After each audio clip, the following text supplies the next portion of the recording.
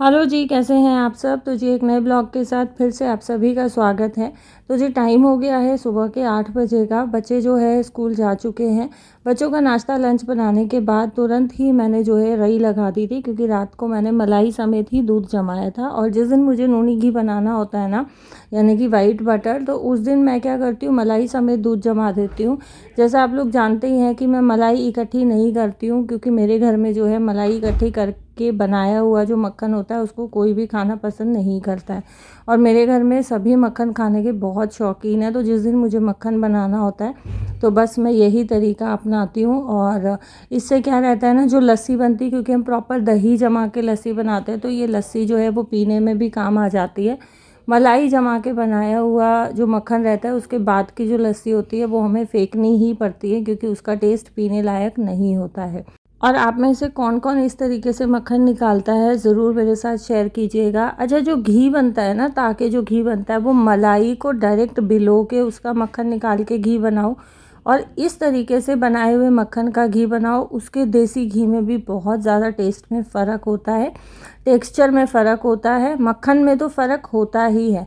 जो मलाई जमा के मक्खन बनाया जाता है ना, उसका टेस्ट खाने में भी अच्छा नहीं होता है, इसीलिए मेरे घर में किसी को पसंद नहीं आता है। और ये इस तरीके से जब मैं मक्खन बनाती हूँ ना, चटनी बना लेते हैं हम, या तो लहसुन अदरक की, लहसुन मिर्च की, या फिर प्याज टमाटर की। तो चटनी के साथ ही वाइट मक्खन का जो टेस्ट आता है ना, ओए होए, चांद चार चांद लग जाते हैं खाने में। स्वाद का तो मैं मतलब आपको एक्सप्लेन ही नहीं कर सकती कि वो कितना डिलीशियस लगता है। और ये हमारा देसी खाना है। तो ऐसे जब इस तरीके का बहुत सिंपल और देसी खाना बनता है ना, तो बच्चे भी पेट भर के रोटी खाते हैं, बल्कि एक दो रोटी ज़्यादा ही खाई जाती है, और हमसे भी एक दो रोटी ज़्यादा ही खाई जाती है चटनी के साथ। तो चटनी के तो स्वाद ही बिल्कुल अलग है ना। हमारी इंडिया की बहुत लोकल रेसिपी है ये। तो यहाँ पे जो थोड़ा बहुत छींटे वगैरह आते हैं, इसको भी साथ साथ मैं काउंटर टॉप को साफ़ करके और अपना काम जो है फ्री हो जाऊँगी काम से। अगर इसको मैंने बाद के लिए छोड़ दिया तो फिर ये सूख जाता है, जो लस्सी के छींटे पड़ते हैं, और फिर ये साफ़ करने में ना थोड़ी दिक्कत आती है। तो मेरा ये रहता है कि साथ साथ ही अपना निपटा लो दिन में, चाहे कितने बार भी किचन काउंटर टॉप साफ़ करना पड़े, कितने बार भी गैस पे कपड़ा लगाना पड़े, आलस नहीं करना चाहिए हमें। अब बारी आती है इस जो है रई को धो माँज के रखने की। तो जी मैं क्या करती हूँ, इसको नलके के नीचे, और मैं शुरू से ही ऐसे ही धोती माँजती हूँ। अब तो फिर भी है कि मुझे एक हाथ से इसको हैंडल करना पड़ता है, बट हाथ मेरा ठीक था तब भी मैं इसको इसी तरीके से नलके के नीचे रख के ही धोती थी। अच्छा, इसके जो फूल है ना, इस पर मुझे थोड़ा थोड़ा ऐसा लग रहा था जैसे रस्ट जैसा कुछ आया हुआ था, तो टूथब्रश लेके उससे मैंने इसको अच्छे से रगड़ दिया है, क्योंकि दूसरा हाथ तो मैं यूज़ नहीं कर पा रही हूँ, और वेट इसमें अच्छा खासा भला है। तो बस यहाँ पे हल्का सा सपोर्ट के लिए मैंने दूसरे हाथ को लगाया हुआ है, और ब्रश से अच्छे तरीके से रगड़ के ऊपर नीचे से मैंने इसका रस्ट हटा दिया है। और अभी आजकल ना धूप बहुत अच्छी निकल रही है, तो इस तरीके से जब मैं इसको धो देती हूँ ना पूरी को, तो मुझे टेंशन नहीं होती है कि मशीन में पानी चला जाएगा, मोटर में पानी चला जाएगा, जल जाएगी। देखो मौसम अगर ख़राब है, सर्दियाँ हैं, धूप नहीं निकल रही है, बारिश है, फिर इस तरीके से मैं नहीं धोती हूँ। फिर बहुत हैंडल विद केयर मैं इसको जो है हैंडल करती हूँ। इसके साथ वो हैंडल विद केयर वाला सिस्टम रहता है मेरा।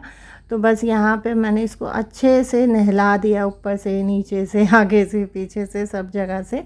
और अब मैं इसको रख दूँगी धूप में। धूप में ये रखी रहेगी कम से कम 4 से 5 घंटा, क्योंकि इसमें जो अंदर मोटर में पानी गया है ना, टपक रहा है इसमें से, वो अच्छे से जो है सूख जाएगा। और कल सुबह जब मैं इसको यूज़ करूँगी तो फिर मुझे ये यूज़ करने में टेंशन नहीं होगा कि कहीं जल वल ना जाए।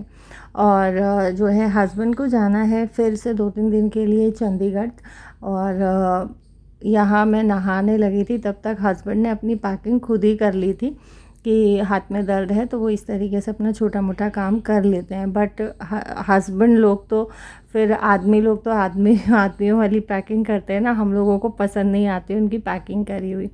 तो बस मैंने सारे कपड़े वापस निकाले और मैंने अपने तरीके से सारे सेट करके रख लिए। और वो कहीं भी कभी भी जाते हैं ना, तो वाइट शर्ट्स तो उनके साथ जाती ही जाती हैं। और यही रीज़न है कि उन्होंने कम से कम 15 से 20 वाइट शर्ट्स ला के रखी हुई हैं। आप लोग देखते ही हैं कि जब मैं वाइट कपड़े धोती हूँ या उनकी जब सारी वाइट शर्ट्स गंदी हो जाती हैं तो मेरी जितनी रस्सियाँ हैं वो सब वाइट शर्ट से ही भर जाती है। बाकी के वाइट कपड़े या तो मुझे स्टैंड पे डालने पड़ते हैं या फिर मुझे बाहर दूसरी बालकनी में डालने पड़ते हैं। तो जी यहाँ मैंने उनके सारे कपड़े रख दिए हैं 2-3 दिन के हिसाब से, और साथ ही जो है उनके हैंकी हैं, बनियान है, जो छोटा मोटा सामान चाहिए होता है, ब्रश, पेस्ट वगैरह, ये तो वहीं से जो है मिल जाता है, अवेलेबल हो जाता है। तो बस उसके बाद मैंने कोई भी वीडियो शूट नहीं किया था। ये नेक्स्ट डे का वीडियो है। और यहाँ जो है आज मैंने सर धोया है, ये आई थिंक सैटरडे का वीडियो है। और सैटरडे को मैंने हेयर वॉश किया है, क्योंकि हेयर वॉश किए हुए मुझे लगभग 15 दिन हो गए थे और सिर मेरा बहुत भारी भारी हो रहा था, क्योंकि हाथ की वजह से ना तो प्रॉपरली मैं कोम कर पा रही हूँ, ना प्रॉपरली मैं time to time hair wash कर पा रही हूँ। अब बाहर कहीं जाती नहीं हूँ, ऐसा कोई काम करती नहीं हूँ कि बहुत ज़्यादा स्वेटिंग होती है, तो बाल भी मेरे ठीक ही रहते हैं। नहीं तो तीसरे चौथे दिन अगर आप बाहर जाओ और स्वेटिंग हो रही है या किचन में बहुत ज़्यादा काम कर रहे हो, उससे पसीना आ रहा है, तो बाल तीसरे दिन तो धोने ही धोने पड़ते हैं। बट अभी इस टाइम पे जो है मेरे बाल चल जाते हैं, अगर मैं लंबे समय तक ना भी धोऊं तो भी।